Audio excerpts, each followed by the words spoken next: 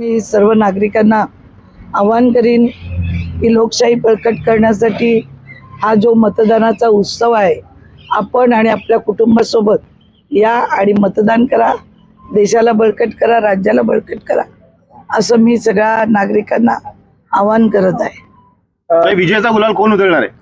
आपल्याला येणाऱ्या 23 तारखेला माहिती पडेल की विजयाचा गुलाल कोण उधळणार आहे. तो एका महिलेला कोंडीत पकडण्यासाठी सगळेजण एवढे रस्त्यावर मैदानात उतरलेले आहेत.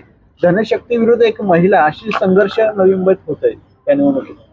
अतिशय रात्री बऱ्याच वेळा पोलिसांना मी सांगण्याचा प्रयत्न केला.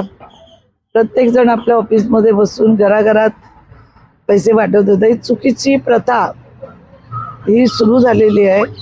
मी 2 निवडणुका निवडून आलेली आहे. अशी कधी मी बघितलं नाही की घरात वोटरला पैसे देणं. आज तुम्ही द्या, 3 महिन्यांनी कॉर्पोरेशनची निवडणूक आहे. हे चुकीचा पायंडा जो पडत चाललेला आहे. कार्यकर्त्यांना जेवणासाठी, पोलिंग बूथसाठी, पोलिंगसाठी पैसे देणं वेगळी गोष्ट आहे. पण आज तुम्ही मतदारांना लालच देऊन जे मतदान घेताय ही चुकीची प्रथा आहे. त्याच्यामुळे खऱ्या अर्थाने आपण लोकशाही खिळखिळी करत आहोत. आणि म्हणून माझं मतदारांनाही आव्हान आहे की आपण योग्य निर्णय घ्या.